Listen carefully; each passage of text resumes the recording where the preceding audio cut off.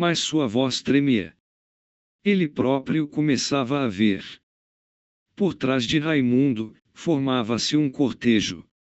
Eram olhos de brasa, ossadas em frangalhos, mãos que já haviam empunhado enxadas, correntes, foices. Fantasmas que tinham nome e ferida. Fantasmas que o coronel reconhecia. Raimundo não respondeu. Apenas caminhou. Cada passo seu era seguido de dezenas de passos invisíveis. O chão do terreiro tremeu. O coronel ergueu a arma. Raimundo ergueu o olhar. Entre os dois, o ar se encheu de vultos e vozes que só os condenados ouviam. Era um duelo que não era de um contra um, mas de um contra todos vivos e mortos.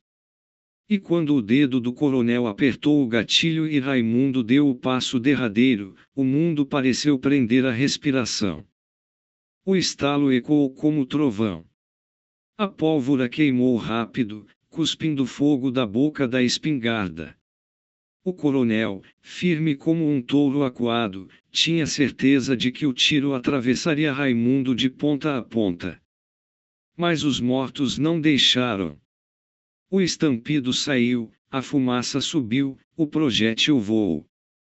Porém, no ar denso do terreiro, algo desviou a bala, um sopro, um braço invisível, um corpo feito de vento e lembrança. O projétil cravou-se no tronco onde tantas costas já haviam sangrado. O tronco gemeu como bicho ferido. Raimundo não recuou. Avançou mais um passo. Os mortos sopravam em seus ouvidos, enchiam-lhe o peito de coragem e desespero. Os olhos dele queimavam, não de ódio, mas de um destino que não escolheu. O coronel recarregava, mas as mãos tremiam. Já não sabia se tremia pela pólvora, pela idade ou pelas sombras que agora enxergava em volta de Raimundo. Cada morto que ele mesmo mendara ao chão agora o olhava sem piscar. Eram seus credores. Não é você, moleque, murmurou, trêmulo, são eles, todos eles. Raimundo parou a 3 passos dele. O silêncio pesou mais que a arma. Os mortos cercavam o terreiro, e o coronel sabia que já não lutava contra um só. O coronel levantou a espingarda pela 2ª vez. Raimundo fechou os punhos, pronto para o embate. E os mortos, em coro mudo, cerraram fileiras. O segundo disparo ecoou, mas a fumaça mal se dissipara quando uma voz se ergueu da sombra da janela. Era Cícero, pálido como um defunto que tivesse voltado só para falar. Eu aceito casar com Luzia. O terreiro inteiro silenciou. A arma ainda fumegava na mão do coronel, Raimundo parado à frente, os mortos alinhados como testemunhas invisíveis. Mas foi a declaração de Cícero que quebrou a respiração de todos. O coronel, surpreso, arregalou os olhos, depois riu um riso seco, de ferro batendo em ferro. Ah, então o medroso resolveu ser homem. Cuspiu as palavras, cuspindo também saliva de raiva. Pois bem, se é o que quer, que seja. Mas há um preço. Ele apontou a espingarda agora para Rosinha, que tremia ao lado da porta, mãos crispadas contra o vestido. Ou Raimundo volta para o tronco, de onde nunca devia ter saído, ou quem vai em seu lugar é ela. Rosinha empalideceu, mas não gritou. Seus olhos encontraram os de Raimundo, implorando sem palavra. O coronel sabia usar a crueldade como quem maneja faca, lento, para cortar fundo. Escolham. Berrou ele, a voz ecoando como sentença. Ou o jagunço volta pro ferro, ou a mocinha paga por ele. Os mortos que rondavam Raimundo pareciam urrar dentro da própria terra. O vento balançava as árvores como se fosse coro de lamento. E naquele instante, não havia arma nem coragem suficientes que não custassem um sacrifício.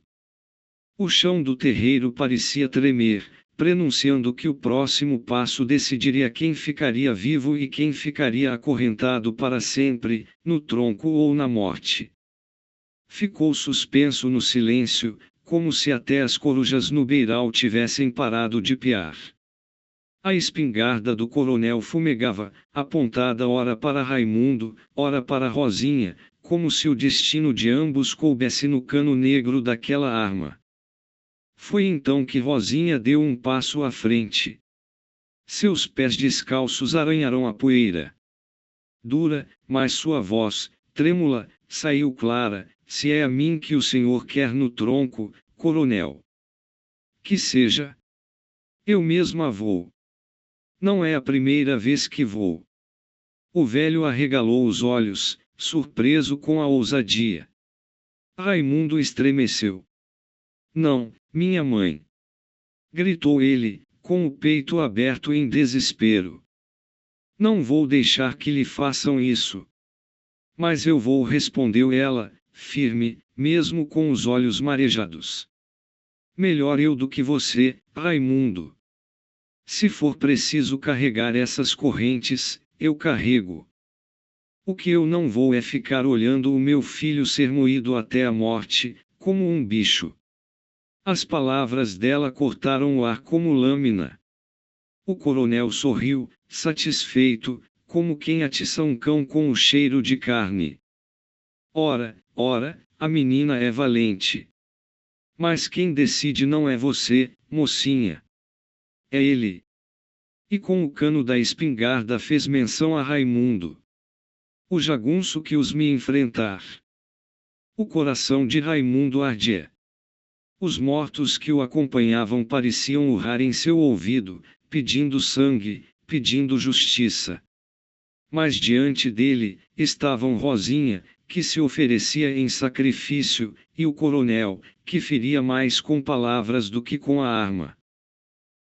"Pois bem, Raimundo", a voz do velho engrossou, ecoando no terreiro. "Escolha, ou volta pro tronco, e vira cão de novo, ou ela vai no seu lugar." O silêncio pesou como pedra.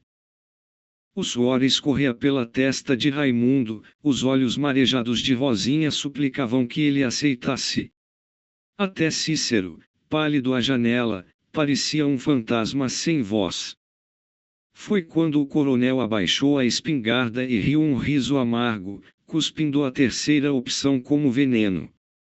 "Ou, vai embora de vez. Some dessas terras sem eira nem beira. Vá vagar como cachorro sarnento, sem herança, sem nome e sem um tostão da minha fortuna. Saiba, nunca será meu herdeiro. Nem filho. Nem nada." O vento soprou, levantando a poeira do terreiro como véu de morte. Raimundo sentiu o peso da escolha: correntes, sacrifício ou exílio. E no olhar dele já nascia a fúria de quem não aceitaria nenhuma das três. Não houve discussão. O coronel, com a espingarda em riste e a palavra mais dura que o ferro, deu a ordem. E Raimundo, mesmo com os mortos sussurrando coragem em seus ouvidos, baixou a cabeça, esmagado pelo peso da escolha. Cícero, o mesmo que da janela havia jurado intervir, foi quem acabou conduzindo o rapaz ao tronco. Seus olhos marejados não escondiam a vergonha. Cada passo que dava parecia trair a própria alma, mas ainda assim segurou Raimundo pelo braço, como o carrasco que leva o condenado. No pátio da casa grande, Rosinha aguardava. Ela mesma, sua mãe, foi obrigada a acorrentar Raimundo. Os pulsos dele, já marcados por cicatrizes antigas, receberam outra vez o ferro frio, e o estalo da corrente ecoou como sentença. "Perdoa-me, meu filho", murmurou a mãe, enquanto prendia o cadeado. "É a última vez, eu juro." Mas Raimundo apenas fitou o chão, sem lágrimas, com a raiva engasgada na garganta. Enquanto isso, a casa fervilhava. Mandaram preparar o casamento de Luzia. Trouxeram tecido branco para o vestido, flores arrancadas do quintal, enfeites improvisados para os alters, comida e bebida para a festa. Tudo se armava como num sonho dourado, mas o coração do povoado sabia, era um casamento nascido do medo, tecido com lágrimas e sangue. O padre foi chamado, sob ordens diretas do coronel. Iria benzer a união, mesmo contra a vontade, mesmo sentindo no ar a desgraça que rondava aquelas paredes. Raimundo, o prometido, não seria o noivo. A ele cabia o papel cruel de padrinho acorrentado.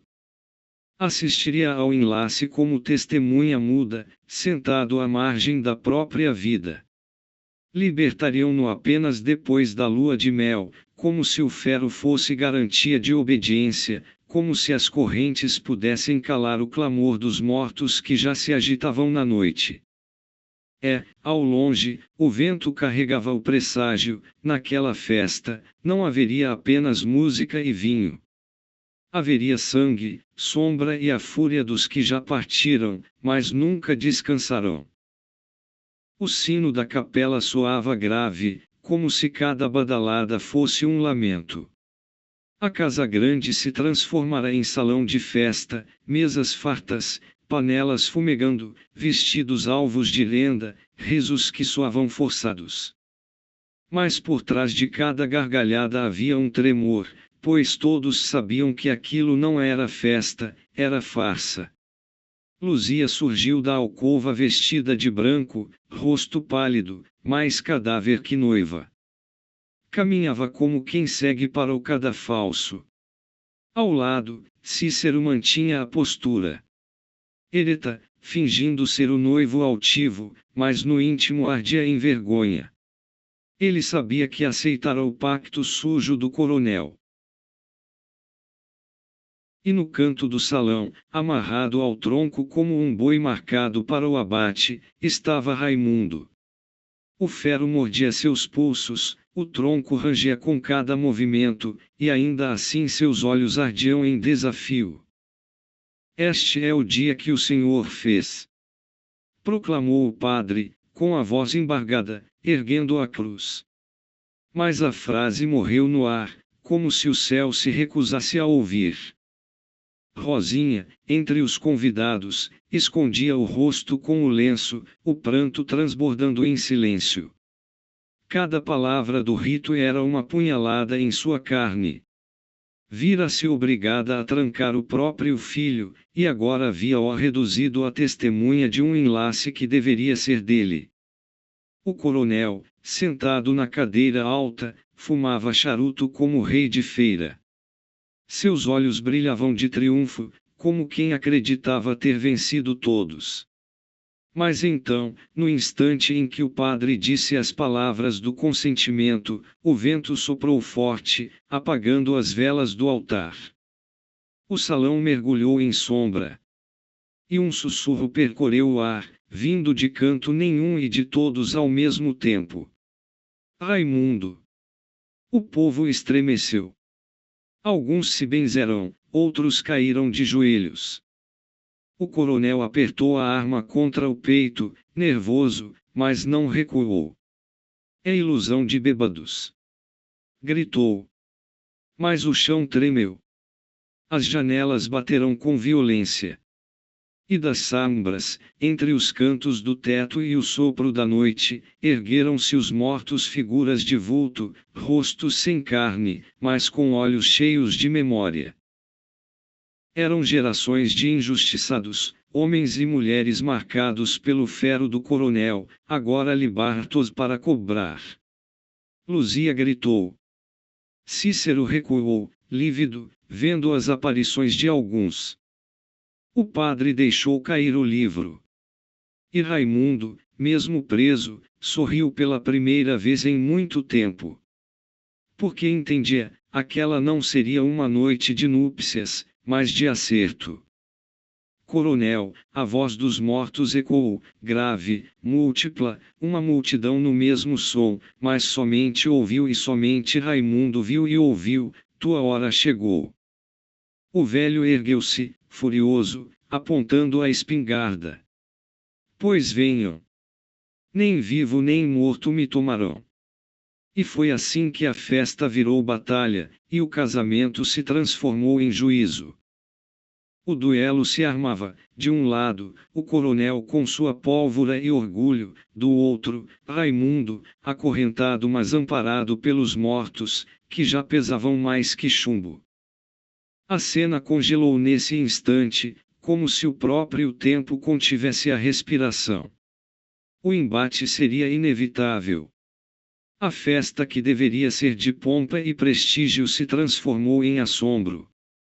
Mal as primeiras bênçãos do padre ecoaram pelo salão, os convidados começaram a sentir o peso de um ar estranho, um vento frio que não vinha de parte alguma, mas que cortava o corpo como faca. Os cristais do lustre tilintaram sozinhos, as velas tremularam sem sopro humano. Ninguém via nada, mas todos sentiam. As mulheres se benziam, os homens cochichavam com olhos arregalados, e, pouco a pouco, um a um, os convidados foram deixando a festa. Primeiro os mais velhos, depois os rapazes, por fim as comadres que, entre rezas, juravam ouvir passos de mortos caminhando junto ao noivo. Quando a noite já avançava, restavam apenas os que eram do mando do coronel, capangas, camaradas, serviçais que não ousariam levantar voz contra a ordem do velho. Ainda assim, o casamento se deu. As palavras foram ditas, as alianças se tocaram, e o padre, nervoso, apressou a bênção.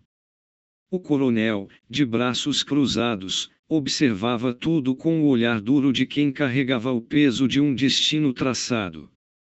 Na manhã seguinte, como manda a tradição cruel, o lençol foi estendido à vista de todos. As manchas vermelhas do sangue eram prova do consumo do casamento. Houve silêncio. Uns suspiraram, outros baixaram os olhos, mas ninguém ousou questionar. A honra da família estava, enfim, resguardada sob o pano manchado. E Raimundo? Ele, acorrentado ainda ao tronco, não explodiu em ódio contra Cícero, que lhe roubara o lugar junto de Luzia. Não? O ódio que lhe queimava no peito tinha outro endereço, mais fundo, mais antigo. Raimundo odiava o pai. O velho coronel, que transformara sua vida em martírio, que lhe negara a liberdade, que o fizera espectador do próprio destino. Era contra ele, e só contra ele, que a chama se levantava. E esse ódio, mais forte que qualquer corrente, ainda haveria de se voltar contra o velho como a tempestade que se arma no horizonte antes de arrebentar o sertão inteiro. Na manhã em que o lençol sangrado ainda tremulava ao vento, como estandarte da honra preservada à força, Raimundo foi retirado do tronco. As correntes, frias como serpentes de ferro, caíram ao chão com estrépito seco. Ele não se debatia, não gritava, caminhava em silêncio, o corpo marcado, mas os olhos ardiam como brasa encoberta. Levado até sua mãe, Rosinha, abraçou-a com a força de quem teme perder o último porto seguro. Ela o acolheu em pranto, beijando-lhe o rosto, pedindo perdão pelo destino imposto. Raimundo não chorava, mas cada lágrima da mãe lhe entrava no peito como ferrão de abelha, multiplicando o ódio calado que guardava. O coronel, ao fundo, observava. Não trazia a altivez de costume. Havia nele um tremor escondido. Porque, naquela noite de casamento, quando os convidados fugiam do salão, ele mesmo ouvira as vozes. Sussurros arrastados, como vindos debaixo da terra, murmurando seu nome. Chamavam-no de assassino, de traidor, de ladrão da vida dos seus. Eram vozes de mortos, de antigos companheiros, de rivais vencidos, de fantasmas familiares. Por mais que se convencesse de que era o peso do vinho ou o medo do povoado, o coronel sabia, o sertão não mente. O que ele ouvira não era delírio. E agora, parado diante do filho que odiava, diante da mulher que se consumia em lágrimas, sentiu pela primeira vez a sombra da própria queda lhe rondando. Raimundo, de braços em torno da mãe, ergueu os olhos e encontrou o olhar do pai. Entre eles não havia palavra, apenas o pacto silencioso do ódio. E naquele silêncio, o coronel estremeceu porque já não sabia se eram os mortos que o perseguiam ou se era o próprio filho que, ainda vivo, trazia consigo o peso da vingança. Raimundo já não era o mesmo. O tronco, as correntes, a vergonha pública, a humilhação diante dos mortos e dos vivos, tudo isso, somado ao peso de vozes que só ele parecia compreender por inteiro, havia operado nele uma transformação. Não restava medo. O rapaz franzino, que antes se curvava às ordens do pai como boi marcado a ferro, havia ficado para trás. Agora, erguia-se um homem inteiro, forjado na dor, temperado no silêncio e ungido pelo ódio justo que cresce quando a injustiça se alonga demais. O coronel ainda ostentava sua autoridade, mas Raimundo já não o via como um gigante a temer. Não, via-o como homem de carne, passível de queda, arruinado por dentro. E o peso do medo que antes o esmagava havia se convertido em coragem. Rosinha notou a mudança. Ao abraçar o filho, sentiu que aquele peito já não era o mesmo de antes, pulsava forte, firme, como tambor de guerra. Olhou nos olhos dele e não reconheceu o menino que gerara, mas um homem completo, pronto para enfrentar o próprio destino. O coronel, ao contrário, ao cruzar o olhar do filho, recuou um passo dentro de si. Talvez não no gesto, mas na alma. Porque naquele olhar não havia temor, não havia submissão. Havia apenas a certeza de que chegará a hora em que as contas seriam cobradas. E o velho, acostumado a governar pela força e pelo medo, percebeu, pela primeira vez, que perdera sua maior arma. Raimundo não o temia mais. Raimundo voltou ao porão. O ar pesado e abafado parecia conspirar contra o sopro de vida, agarrando-se às paredes de barro e madeira, como se não quisesse deixá-lo respirar.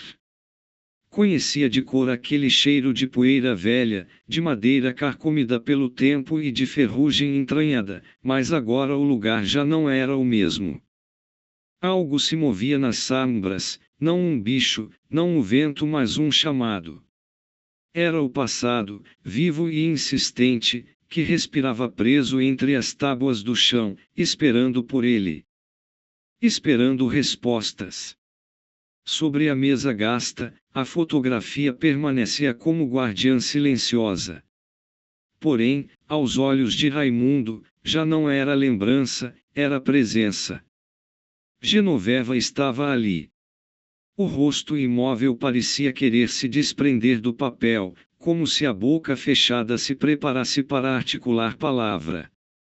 Raimundo sentou-se diante dela, mãos trêmulas, e sentiu os olhos da morta atravessarem o tempo, encarando-o não da foto, mas através dela.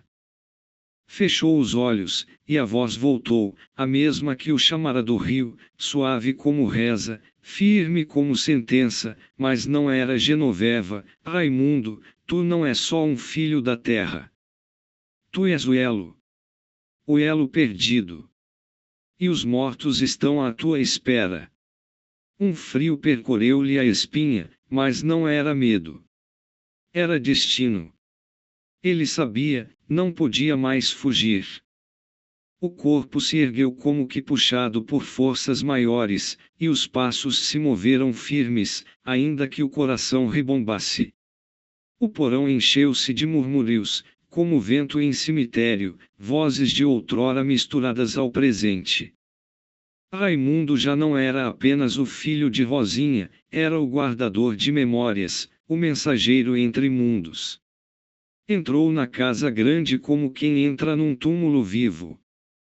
O casarão, de paredes grossas e corredores longos, parecia uma fera adormecida imóvel, mas prenhe de ameaças. No salão, o coronel estava na cadeira de balanço, os olhos fundos como dois poços de lama. Já não havia neles o brilho de mando, apenas o vazio de quem pressente que o tempo lhe escapa, mas ainda teima em segurar o cajado. Coronel, disse Raimundo, e a voz saiu firme, carregada não só do peso da carne, mas do couro invisível dos ancestrais. Venho falar da tua irmã. Genoveva. O velho arqueou as sobrancelhas, um riso seco lhe repuxou o canto da boca. Não havia alegria. Era antes o sarcasmo de quem sempre calou o que não podia apagar. O silêncio se fez pesado, cortante como faca. Mas Raimundo não se curvou. Ela é minha tia. E os mortos pedem por ela. Pedem por justiça. O ar estremeceu. O coronel nada disse, mas seu corpo denunciava. Os dedos, antes firmes no braço da cadeira, tremiam. Cícero, ao fundo, assistia calado, como testemunha de um julgamento invisível. O segredo, o interdito da Casa Grande, agora estava na ponta da língua, mas as décadas de mentira ainda se agarravam como cipó. Raimundo avançou, sem desviar os olhos, não pode mais esconder. Genoveva não é sombra. Ela está aqui. Vive no sangue, na memória, na maldição desta família. O coronel, pela primeira vez, pareceu encolher. A autoridade se desmanchava em rugas. E sua voz, quando veio, foi rouca e quebradiça. Essa história foi enterrada com ela. Não há mais nada. Não há o que importe. Mas Raimundo já não se deixava enganar. O sangue de Rosinha pulsava nele como tambor. E a presença dos mortos de Genoveva, e tantos outros exigia que a verdade viesse à tona. Os mortos exigem justiça. E eu serei o elo. A tensão era faca no ar. O coronel, sem encarar o filho, sentiu que as paredes da casa já não o protegiam. Os fantasmas haviam voltado, e Raimundo era a boca que lhes dava voz. E foi então que o velho, num arrojo de lembrança cruel, murmurou entre dentes: outrora, por menos que isso, já havia enfiado o negro debaixo da terra, desafeto em vala e atrevido no tronco. Só não fazia o mesmo agora, nem mandava Raimundo de volta àquelas correntes, por consideração a Rosinha. Mas advertiu com olhar de pedra, outra afronta, e veria o destino que tantos outros conheceram. A batalha não era só de sangue, mas de alma. Raimundo deixou a sala com o peso de séculos sobre os ombros, mas também com a altivez nova de quem já não teme o açoite nem a morte. O coronel, às suas costas, mirrado no trono da cadeira, parecia sombra de si mesmo, corroído pelo fardo que negara e agora o vergava. Desde o casamento, quando ouvira vozes que não eram deste mundo, a velhice lhe caíra de chofre, 10 anos em uma noite. A pele, já gasta, se fizera ainda mais enrugada, os olhos, outrora de fogo, agora se apagavam como brasas frias. Estava enfraquecido, minado, como se os mortos lhe houvessem cobrado em carne e tempo o que devia em silêncio e pecado. O ar da tarde tomou Raimundo num sopro de liberdade, mas não lhe deu descanso, era prenúncio, não alívio. Era só o começo de uma guerra maior. A cena que se seguiu tomou o povo de estranhamento. Ninguém no terreiro acreditava que Raimundo tivesse ousado enfrentar o coronel. Parecia ilusão, delírio de menino marcado por visões. Mas ele, com coragem bruta, atravessou o umbral da casa grande. Ali, diante do velho que reinava sobre terras e almas, trouxe à tona o nome enterrado, Genoveva. O coronel, de carne e osso endurecidos pelo tempo e pelo mando, não explodiu em fúria. Ao contrário, silenciou. Seus olhos, outrora lâminas de poder, agora eram poço turvo. Raimundo parecia ser o eco de um pesadelo antigo, a aparição que visitava o coronel em sonhos. Genoveva voltava pela boca do neto bastardo. Se fosse por menos, o menino teria o lombo aberto em chicote, cochichava o povo. Mas o coronel não moveu um músculo. O silêncio pesava mais que grito. Raimundo, firme, sustentou. Ela me chama. E os mortos pedem justiça. O velho ergueu os olhos, turvos de lembrança. O que tu vieste fazer aqui, Raimundo? Perguntou em voz baixa, mais confissão que ameaça. Vieste me lembrar do que sempre tentei enterrar. E Raimundo, sem temor, respondeu apenas com a presença. Era o elo vivo do passado, a carne que fazia reviver o nome proibido. O coronel sentiu-se prisioneiro da própria história. Não foi ódio que o tomou, mas silêncio.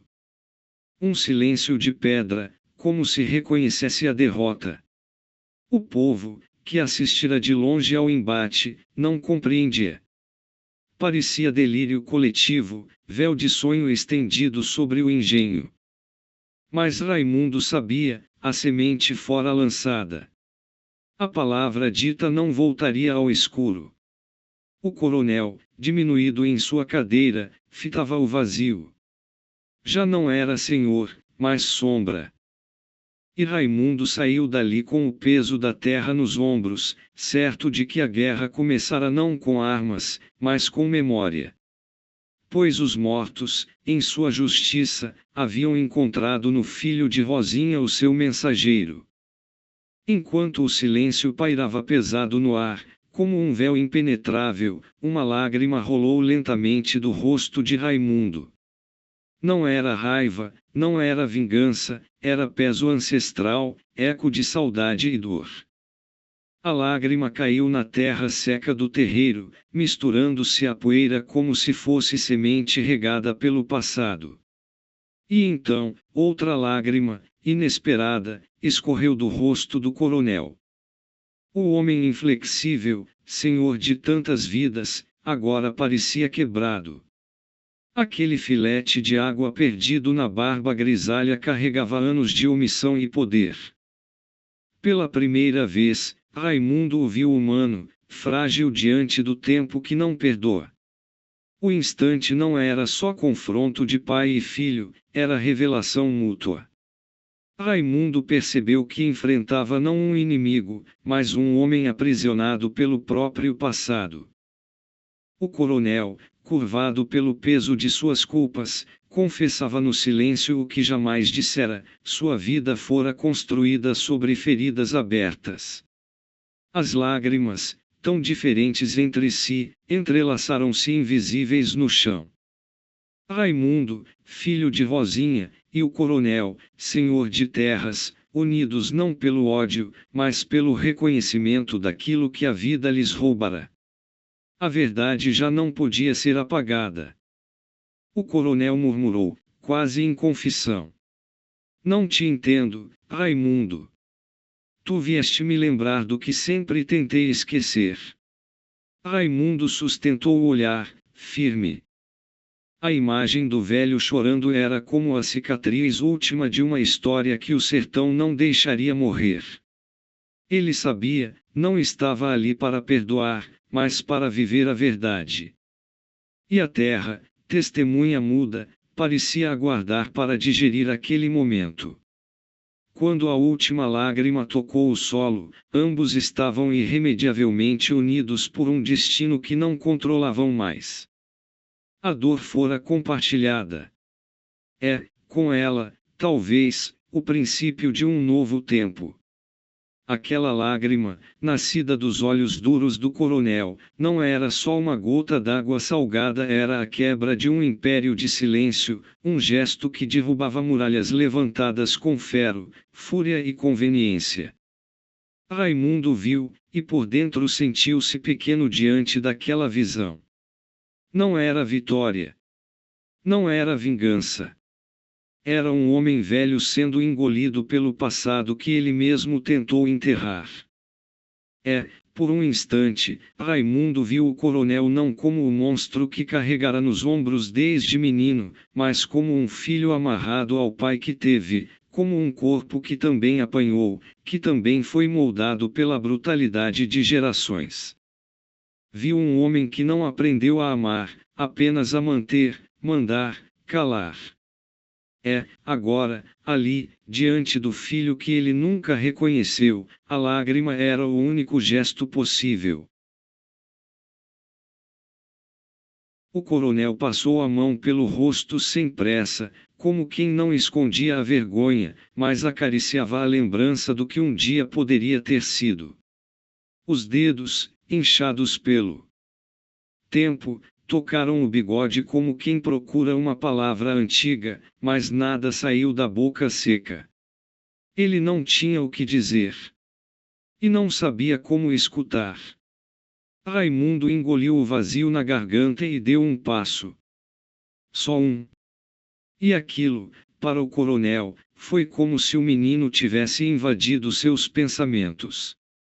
Aquela lembrança de Genoveva que agora voltava nos olhos do filho da negra Rosinha parecia trincar os alicerces da casa grande.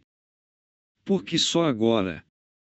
Perguntou Raimundo, sem raiva, mas com o mundo na voz. Porque eu só sou filho quando a lágrima cai. O coronel quis responder. Mas a língua era pedra. Rosinha não teve escolha. Eu também não tive. Mas o Senhor teve. E mesmo assim me escondeu, como se o sangue não fosse sangue. Como se eu não fosse de carne. Como se eu fosse pecado. A palavra pecado ficou suspensa no ar como um trovão que não se decide a cair. O coronel ergueu os olhos, e dentro deles havia algo que Raimundo jamais imaginou ver: medo. Você é igual a ela, murmurou o coronel, sem força. Igual a Genoveva. Tem fogo nos olhos. Tem verdade nas costas. Raimundo mordiu o canto da boca. As palavras do velho eram como fiapos do passado rasgando o presente. E o senhor?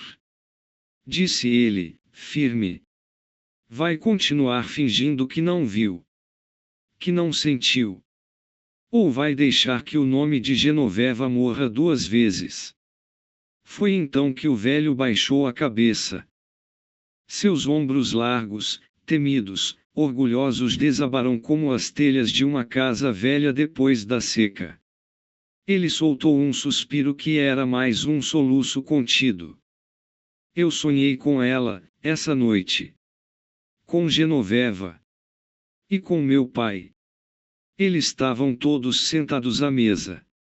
A mesa de pedra, lá no fundo da fazenda. Genoveva chorava, mas ninguém olhava. Ninguém ouvia. Era como se ela fosse ar. Como se não existisse. O coronel passou a mão no rosto mais uma vez, mas agora havia outra lágrima. Ele não era um homem acostumado a chorar, talvez nunca tivesse chorado de verdade e, ainda assim, agora era como se cada lágrima arrancasse um pedaço da casa grande. E eu vi Rosinha no sonho também. De pé. De costas. Com um lenço vermelho amarrado na cabeça, como ela usava quando moça. E ela olhava para o horizonte. Como quem espera. Raimundo se aproximou mais um passo. Estavam agora a poucos palmos de distância. Pai e filho. Carne da mesma carne. Sangue do mesmo sangue. Ferida da mesma ferida. Pois eu tô aqui, coronel, disse Raimundo, com a voz baixa, quase um riso. E eu sou o que o senhor escondeu, mas também sou o que restou. O silêncio voltou a cair entre os dois. Mas não era o silêncio de antes. Era um silêncio de verdade, de luto e de entendimento. Um silêncio que finalmente fazia sentido, porque agora havia nome, rosto e lágrima. Do lado de fora, o céu parecia escurecer devagar. Uma revoada cortava os ares. Os bichos calavam. Era como se até o mundo percebesse, alguma coisa estava mudando naquele terreiro. Voltaria ao porão. Ouvira a voz. Sabia agora, não era apenas herdeiro de uma terra maldita, mas sentinela da memória, o escolhido dos mortos. Era o elo entre vivos e sombras, o fio que costurava passado e presente, e sua missão não cabia mais dentro das paredes mofadas da casa grande. Um duelo se erguia no horizonte não só de pólvora e ódio, mas de séculos de silêncio apodrecido, clamando enfim por desforra. E nesse embate, Raimundo pressentia, o peso dos mortos seria mais cortante que qualquer lâmina de ferro. O sol se escondia por detrás dos canaviais quando Raimundo voltou ao terreiro. O ar da tarde vinha quente, mas havia nele um sopro diferente, como se a própria terra o chamasse. Os murmúrios que ouvira no porão agora se derramavam sobre o engenho inteiro, misturados ao canto dos pássaros e ao estalar das folhas secas. A cada passo, Raimundo sentia o peso da ancestralidade pulsando em suas veias, como se não caminhasse sozinho, ao seu lado, os mortos seguiam de mãos dadas. No alpendre, Cícero o aguardava, o rosto cerrado pela dureza da vida, mas os olhos marejados como se as águas do passado nele quisessem romper. Entre ambos não foi preciso palavra, o silêncio, denso como véu de missa antiga, se deitou entre eles, impondo a verdade. Raimundo falou primeiro, a voz um misto de ferro e ternura, como se trouxesse dentro de si o eco dos mortos. Os mortos não querem vingança apenas. Querem memória. Querem justiça. Cícero baixou o olhar, pensativo. A lembrança da mãe, da avó, da irmã Antonina que desaparecera no convento, tudo se juntava como nó na garganta. Eu sei, irmão. E sei também que o coronel não entregará nada em vida. Teremos de arrancar dele o que a terra pede. O vento soprou mais forte, trazendo cheiro de chuva, embora o céu ainda ardesse em vermelho. Raimundo ergueu a cabeça, parecia ouvir, no fundo da paisagem, o sussurro de Genoveva. Uma força que lhe guiava os ossos. À noite, Raimundo procurou Zé Preto, que ainda trabalhava nos terreiros, vigia e confidente dos mistérios do engenho. O velho, de pele curtida e olhos de raposa, ouviu as palavras de Raimundo com a calma de quem já esperava por aquilo. Eu sabia que tu a ias escutar um dia, disse Zé Preto, acendendo o cachimbo. A casa grande vive de esconder, mas a terra sempre fala. Genoveva, Antonina, todas essas vozes não se calam. Tu és o que faltava, a ponte. Raimundo fitou o velho, ansioso.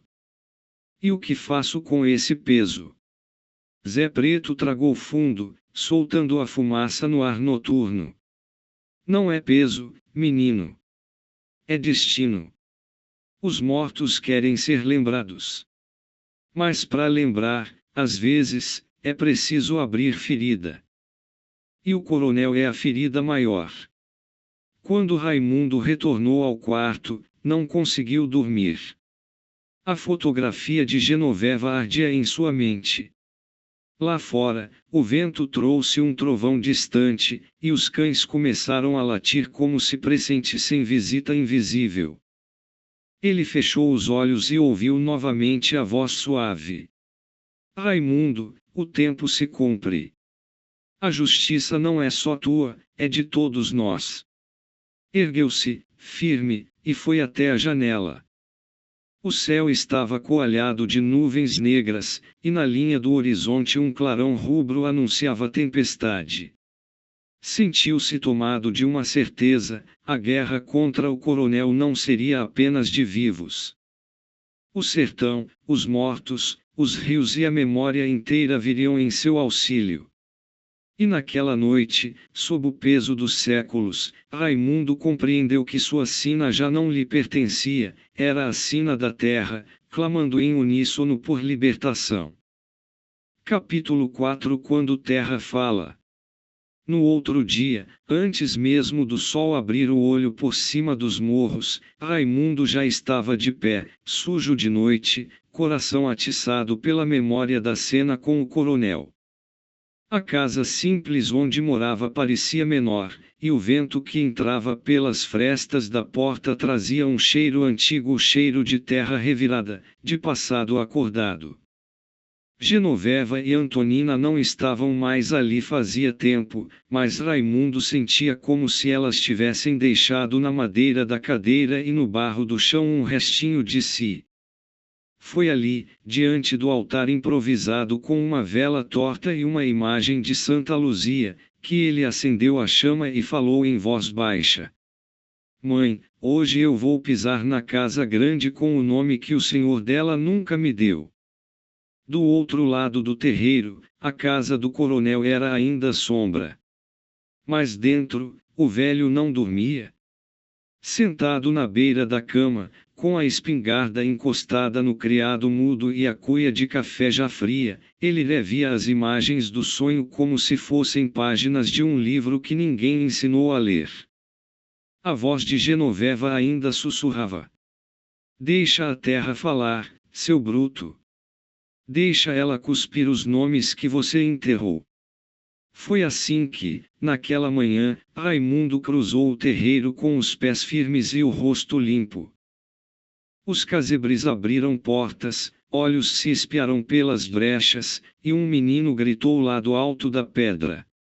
Raimundo vai pra casa grande. Não era ameaça. Era espanto. Era aviso. As lavadeiras interromperam o caminho pro rio. Os homens de enxada pararam de cavar. E até os bois se aquietaram no pasto. Era como se o povo soubesse que aquilo não era só um filho voltando a enfrentar o velho, pois já havia vencido, era a terra tentando se ajeitar nos eixos. No alpendre da casa grande, Cícero, o outro filho do coronel, apareceu, ao lado de Luzia.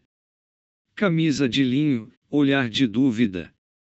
Não conhecia Raimundo o bastante para odiar, mas o suficiente para amar.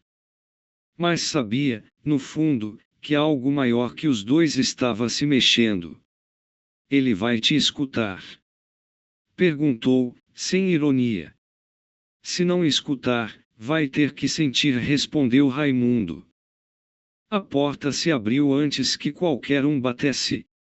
O coronel estava lá, em pé, como um tronco retorcido pelo tempo. Não falou. Não mandou entrar. Apenas se afastou para o lado, como quem reconhece a chegada do que não pode mais negar. E Raimundo entrou. Pela primeira vez, não como visita. Nem como capataz. Nem como filho da empregada. Mas como ele mesmo, como se, enfim, fosse herdeiro de tudo aquilo, inclusive da dor. Na parede da sala, o retrato antigo do velho coronel pai, parecia mais vivo.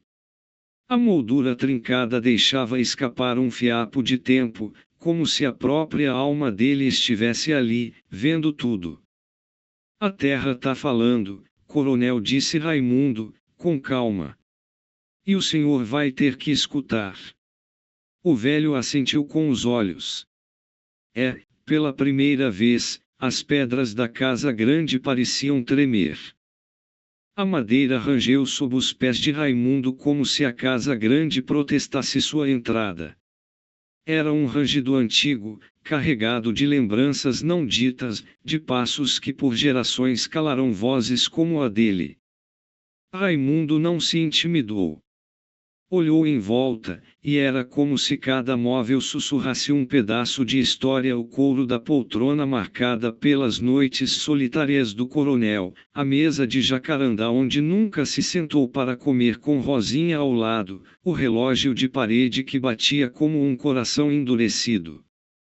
O coronel caminhava à frente, devagar, apoiando-se num bastão de madeira entalhada, presente de um político qualquer que já tinha morrido. As costas estavam mais curvadas do que Raimundo lembrava, mas os olhos ainda guardavam aquele brilho de quem nunca se acostumou a perder. Foram até a sala de retratos. Era ali que o tempo morava, aprisionado em molduras. Raimundo parou diante da imagem. Não era Genoveva, era outra moça qualquer. Ele o substituiu pelo dela. O vestido branco, o colar de contas azuis, os olhos que riam sem abrir a boca. Era uma beleza triste, uma beleza que Raimundo só conhecia pelos sussurros das lavadeiras, pelos olhares tortos dos antigos empregados, pelos ciúmes rancorosos que a casa carregava. Ela foi embora no primeiro trovão da seca, disse o coronel, a voz áspera, quase sem som. Sem carta, sem escândalo. Só levou o nome que ninguém mais podia pronunciar. Raimundo se virou devagar. Olhou para o pai com olhos que não buscavam confronto, mas justiça. E a tia Antonina e as outras moças? O senhor lembra como elas partiram? O coronel não respondeu de imediato. Sentou-se pesadamente numa cadeira de espaldar alto. Passou a mão pela testa, como se cada lembrança fosse um espinho. Antonina, era o silêncio mais alto que já morou nessa casa. Nunca pediu nada. Nem nome. Nem perdão. Só queria que Rosinha e você fossem livres. E o senhor me deu o quê? Cortou Raimundo, sem elevar a voz, mas com o peito cheio. Me deu sombra. Me deu meio nome. Me deu medo. O coronel fitou o chão. Pela primeira vez, parecia não encontrar palavras. E talvez fosse melhor assim, porque o que precisava acontecer não era discurso. Era escuta. Raimundo caminhou até a estante, puxou um livro grosso, cheio de poeira, e dentro encontrou uma folha seca, guardada como relíquia. Era uma folha de caju, cor de ferrugem, como as que cobriam o quintal na infância. A senhora guardava isso no cabelo, lembra? Falou ele, mais para a memória do que para o pai. Dizia que folha caída era a saudade que a árvore largava no chão. O coronel ergueu os olhos. Havia neles um brilho de água. Talvez não fosse lágrima, mas era algo perto. Raimundo, eu não sabia como ser pai de vocês. Nunca soube ser filho.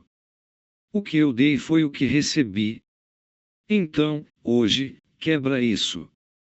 Porque eu não vou passar para o meu filho o mesmo medo.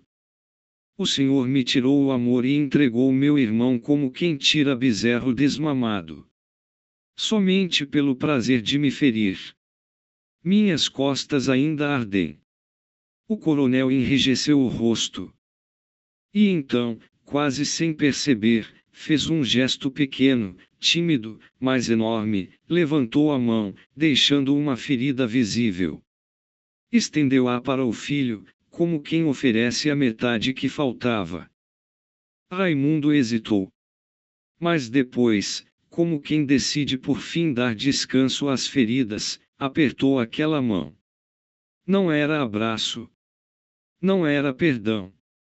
Mas era o começo de uma mudança. E naquela casa grande, onde tudo sempre fora ditado, decidido, silenciado, naquele instante só se ouviu o som do relógio batendo. E pela primeira vez, aquele som não era de opressão. Era de recomeço. Raimundo não esperava resposta. Sabia que aquela lágrima não era uma aceitação, era só o tremor de um muro velho prestes a ruir. E o coronel, mesmo molhado de lembrança, ainda era o mesmo, orgulhoso, calado, e preso às rédeas do nome que carregava como espada. Do lado de fora, o som dos cascos ecoava. Era Cícero, o filho tido como legítimo, que voltava de um passeio, mas parecia no dia que voltava depois de anos estudando longe, vestido com roupa de linho e um relógio caro no pulso. A poeira nem grudava nele. Raimundo soube antes de ver. O coronel se enrijeceu na cadeira, limpou o rosto com o lenço e ajeitou o bigode como se aquele gesto apagasse o momento anterior. Cícero voltou. Disse o velho, quase com alívio, pois o velho o tinha como o homem que continuaria seu legado. O tempo bota cada coisa no seu lugar. Vocês juntos vão tocar tudo isso quando eu me for. Raimundo entendeu. O velho não mudaria fácil. Uma lágrima não lavava décadas de negação. O nome de Rosinha ainda pesava como nódoa, e o dele, Raimundo, filho da criada, era corpo presente, mas destino ausente. A porta se abriu. Cícero entrou com os passos seguros de quem sempre teve chão debaixo dos pés. Olhou para o pai com sorriso firme, depois encarou Raimundo com estranheza. Raimundo? Perguntou, como quem tropeça num passado que fingia esquecido. Ainda por aqui? Raimundo não respondeu. Apenas assentiu com a cabeça. O silêncio entre os dois irmãos se estendeu por segundos que doíam. Rosinha dorme sozinha lá nos fundos. Disse Cícero, que parecia mudado, num tom cortante. Pensei que o tempo tivesse varrido os ciscos da casa. O coronel pigarreou. A tensão lhe dava sustento. Luzia assistia sem reconhecer Cícero naquelas palavras duras, era outro de repente. Rosinha não sai. E nem precisa sair. Já fez o bastante por essa terra. Raimundo mordiu a língua. A defesa do pai soava falsa, como quem quer parecer justo, mas nunca dividiu nada. Ela ainda espera. Disse Raimundo, calmo. Não por nome, não por herança. Só por verdade. Cícero bufou. Ela devia esperar sentado. E você também. O coronel se levantou, devagar, como quem retoma o trono. O tempo da emoção passara. A velha couraça já voltava ao corpo. Raimundo, tu tem teu canto. Teu sangue. Mas o nome. O nome é peso. E eu só dou ele a quem sabe carregar. Nome que nunca me coube, coronel. E ainda assim eu andei com ele escondido nas costas, respondeu Raimundo, sem elevar o tom. Se o senhor acha que Cícero sabe carregar, então deixe que ele leve. Mas não diga que eu não fui filho só porque nunca estive na fotografia. O coronel virou o rosto. Cícero ria com desdém. Filho é quem tem papel, Raimundo. Quem tem herança. Você é lembrança. E isso o vento leva. Raimundo não se abalou. Olhou de um para o outro. Depois olhou para o chão. E viu o mesmo chão que pisava desde menino. O mesmo barro, a mesma poeira. A diferença era que agora ele sabia, já era mais homem do que os dois. Virou as costas, sem pressa. E ao sair da casa grande, não sentiu derrota. Sentiu libertação. Lá fora, o céu clareava. Rosinha costurava sentada à porta da casa, com o lenço vermelho no cabelo. Raimundo caminhou até ela, e ela nem precisou perguntar. Apenas deu um ponto firme no tecido e disse, sem olhar para ele. Chorou. Chorou novamente, respondeu ele. Mas os olhos não enganam, o coração é duro e as lágrimas podem até ser de verdade, mas o monstro lá dentro ainda respira. Pois já é alguma coisa. Ela continuou a costurar, e ele sentou ao lado. Não havia herança. Mas havia chão. E havia coragem. Raimundo ainda estava no batente quando sentiu os passos de Cícero se aproximarem. Não eram passos de confronto. Eram de quem conhece o chão com intimidade, de quem já correu descalço pelo mesmo terreiro, de quem já dividiu manga chupada atrás do curral. Eram os passos do irmão, não o filho do coronel, não o homem da cidade, mas o menino que ele chamava de Cisso, e que, um dia, chorou ao vê-lo apanhar. Cícero parou ao lado de Rosinha, que assentiu com a cabeça, sem dizer nada. Depois se afastou, deixando os dois sob a sombra baixa da varanda. Tu viu ele chorar, foi? Perguntou Cícero, sem olhar diretamente. Raimundo assentiu. Vi. Mas ele já engoliu. Nem lágrima ele deixa viver muito tempo. Cícero se sentou ao lado do irmão.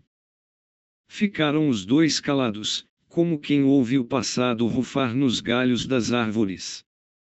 Quando eu voltei, pensei que ia ser diferente, disse Cícero, por fim. Achei que ele ia olhar para mim como homem. Mas não. Ainda sou só o que ele moldou. Raimundo riu de canto. Imagina eu. Nem molde eu tive. Fui feito de resto. De barro esquecido no fundo do terreiro. Cícero virou-se então, os olhos úmidos. Tu não é resto, Raimundo. Nunca foi. Eu que cresci com nome, com livro, com paletó. Mas era tu que sabia domar o burro bravo, que curava bezerro doente, que acalmava mãe quando ela chorava escondida no quarto. Eu só aprendi a fingir. Me perdoe pelas palavras duras, foi só fingimento, só ensinação para dar ao velho o filho que ele quer. Nem sei se ele comprou esse teatro. Raimundo sentiu um nó na garganta. Se até eu acreditei no filho terrível que regressou mudado. Mas eu sabia que ainda estava ali aquele me chamava de irmão. Quando ninguém mais chamava. Porque o que tu é, disse Cícero, com firmeza. Meu irmão. Não por papel és mais filho dele que eu. Mas por tudo que a gente dividiu sem que o velho soubesse. O pão, a dor, a esperança. O silêncio agora era outro. Era de lembrança boa, ainda que doida. Mas ele nunca vai dizer. Falou Raimundo. Nem agora. Nem se o mundo acabar. Eu sei. Respondeu Cícero. E talvez por isso. Eu queria te pedir uma coisa. O quê? Cícero respirou fundo. Luiz Carlos de Souza. Se pensou em ir embora, fica. Não por ele. Nem pela terra. Mas por mim. Porque eu não dou conta de segurar tudo isso sozinho. Porque se ele não pode dividir, eu posso. Eu quero. Raimundo abaixou os olhos. A emoção era bruta, como só as verdades antigas são. Eu fico, Cisso. Mas não como herdeiro. nem como empregado. Eu fico como quem sabe de onde veio. E agora sabe onde quer plantar. Temos uma missão, esqueceu. Cícero estendeu a mão, e Raimundo apertou. Dois homens, dois irmãos, sob a sombra da casa que os feriu, mas também os formou. Lá dentro, o coronel assistia pela fresta da janela. A sombra dos dois no terreiro era longa, firme, inseparável. Ele fechou a cortina, devagar, com um amargor nos lábios que não era mais ódio. Era medo. Medo de não ser mais necessário. A luz da tarde se deitava morna sobre o terreiro quando Rosinha voltou a aparecer na soleira. Trazia uma moringa d'água e 2 copos de alumínio. Não disse nada, só pôs os copos no banco entre os dois e se afastou de novo, com o mesmo andar sereno de quem sempre soube mais do que dizia. Cícero foi o primeiro a beber. Passou a mão no rosto, enxugando o suor que não vinha só do calor. Raimundo ficou ali, olhando o irmão, pensando nos anos em que aquela presença lhe fora negada. Ainda assim, o afeto resistia. Como fruta que brota na seca. Eu lembro quando tu caiu do cavalo, disse Raimundo, com um sorriso surdo. Tinha uns 10 anos. Chorava como bezerro desmamado. E fui eu que corri para pegar o pano para tua perna. Cícero riu, sem jeito. E tu mentiu pro velho. Disse que a culpa era do cachorro, para ele não me bater. Eu menti muitas vezes por ti. E eu deixei. Cícero abaixou os olhos. Deixei porque achava que tu tinha que me proteger. Era o que eu esperava. Era o que me ensinaram. Raimundo assentiu.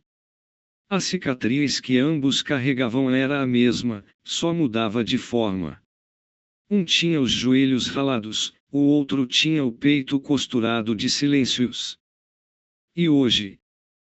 Perguntou Raimundo. Ainda espera que eu te proteja? Cícero demorou. Depois respondeu. Não? Hoje eu quero ser teu irmão de igual. Nem à frente, nem atrás. Só lado a lado. Raimundo respirou fundo. O ar parecia pesado com todas as histórias não contadas. Lá dentro, o coronel continuava espiando, parado no escuro do corredor.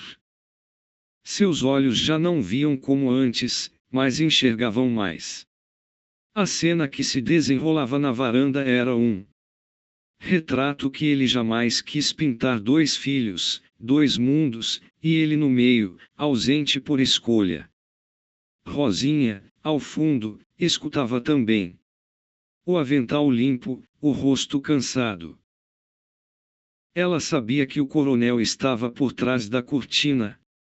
Sabia que aquele homem, que nunca lhe deu um nome digno, agora era sombra daquilo que já foi. Mesmo assim, não odiava. Talvez porque o amor que ela tinha não era para ele, era para os filhos que o tempo lhe deixara. Cícero, então, se levantou. Vem comigo, pai. Quero te mostrar uma coisa. Raimundo foi. Caminharam juntos até o velho curral desfeito, onde a madeira já apodrecia no chão. Lá, enterrado sob folhas secas e pó de boi, estava um baú. Cícero ajoelhou e abriu. Dentro, havia cadernos, cartas, retratos amarelados. Memórias esquecidas. Isso era de Genoveva, disse Cícero. O velho mandou esconder quando ela morreu. Ninguém mais mexeu.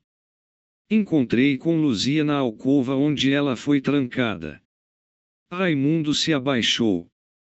Pegou uma carta, escrita à mão, com letra de mulher sofrida e firme. Leu em silêncio. Desejo que meus filhos sejam irmãos, mesmo que o mundo diga que não. Que eles se reconheçam pelo olhar. E que não repitam os erros dos pais que tiveram. As mãos de Raimundo tremerão. Ele mandou esconder isso. Mandou. Tinha medo que a lembrança dela fosse mais forte do que a vontade dele de esquecer. Raimundo fechou os olhos. Era como se a voz de Genoveva sussurrasse do fundo da terra. A gente não vai repetir, Cisso. A gente vai fazer diferente. Seremos os filhos dela. Cícero assentiu. O sol começava a cair. E no céu, nuvens alaranjadas se misturavam com a poeira levantada pelos ventos. Era um tempo novo chegando. Mas ainda haveria tempestade. Dentro da casa, o coronel, ainda atrás da cortina, apertava os punhos. Sentia-se exilado no próprio nome. E começava a entender que o poder que tivera nunca fora amor e agora nem mando era mais.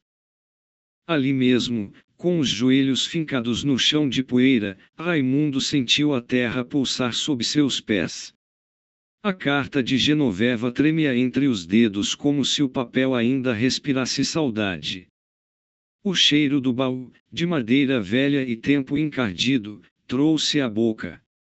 Um gosto de infância que nunca fora sua um tempo roubado, sem retrato, sem nome, sem mãe que acarinhasse com as mãos leves. Mas ali estava ela, viva nas letras curvas, deitada naqueles traços como quem nunca partiu. Cícero ficou calado. Calado como as pedras grandes que guardam o rio quando seca.